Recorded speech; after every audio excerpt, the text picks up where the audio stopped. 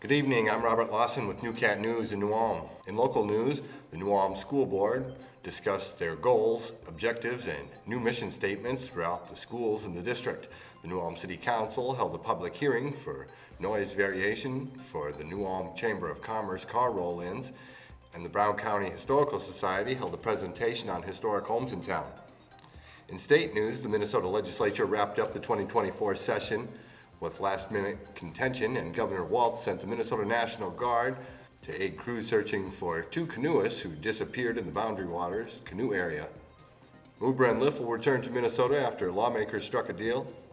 In national news, police and campus officials start clearing pro-Palestinian encampments at colleges nationwide. Donald Trump is on the campaign trail and drew thousands in a visit to the Bronx. Billions of dollars intended to expand the U.S. tech sector wound up in a secret program instead. In world headlines, a top UN court has ordered Israel to halt its Rafah offensive in Gaza, and South Africa is holding possibly its most important election since 1994, observers say. The millennial generation will get their first saint, according to the Vatican.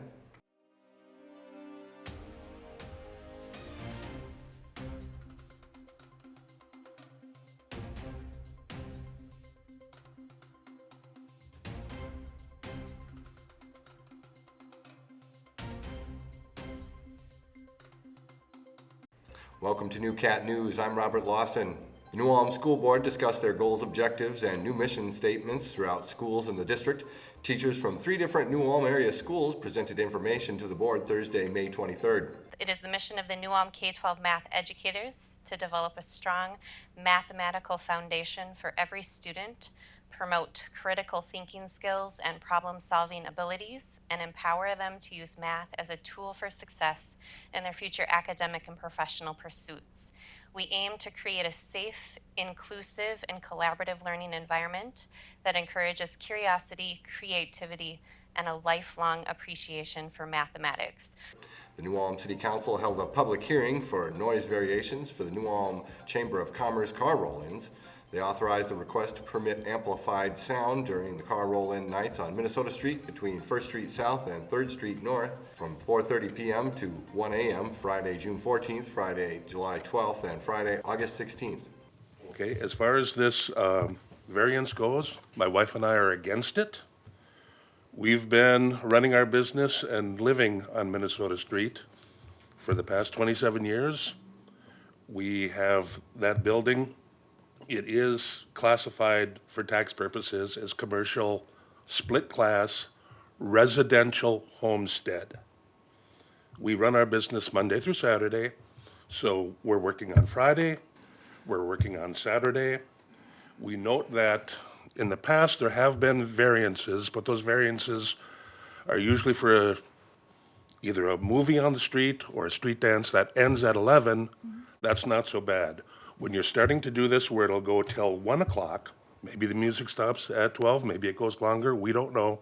But when you're setting up a variance for this, and you're also setting it up for multiple nights, once a month, once a month, once a month, we're afraid you're going to be setting up a precedent so that this can keep going on and on and on. Brown County Historical Society held a presentation on historic homes in town.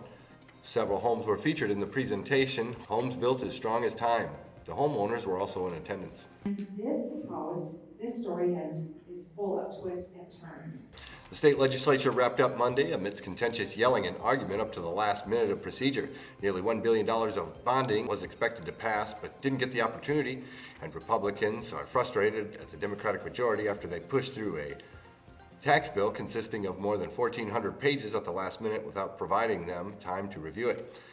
After 2 canoeists disappeared at the Boundary Waters canoe area, the St. Louis County Sheriff requested assistance from Governor Walz, who sent a search and rescue team from the Minnesota National Guard to help. They departed with a helicopter on Thursday, May 23rd. Uber and Lyft are not leaving the state after all. They struck a deal recently with the Minnesota lawmakers that overrides the Minneapolis City Council, who initially had requirements that prompted the companies to announce that they would leave the state. Former President Donald Trump visited the Bronx in New York, a heavily blue state, to appeal to voters as he continues his run for president and faces legal battles in that same state and in federal court. He drew a crowd of 8,000 to 10,000 people, according to reports. Politico reports that $3.5 billion that was meant to expand President Joe Biden's effort to bolster the U.S. tech economy was secretly shifted to a secret and opaque government program in the national security apparatus. The 2022 CHIPS and Science Act was a law intended to create jobs and fund innovation grants, but a March spending bill appropriated $3.5 billion from the Commerce Department that was intended for those research grants. Congress instead diverted the funds to a separate Pentagon program called Secure Enclave, which is not mentioned in the original law. The Associated Press reports that a United Nations court ordered Israel to halt its military offensive in Rafah, though Israel is likely to comply with the demands. The country's hard-right prime minister has been facing worldwide criticism. Also, the International Court of Justice also recently issued arrest warrants for members of both Hamas in Gaza and the Israeli Defense Forces in Israel.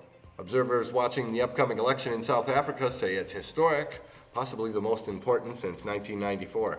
The country's party that ended apartheid in the 1990s is losing influence in the country, according to the New York Times.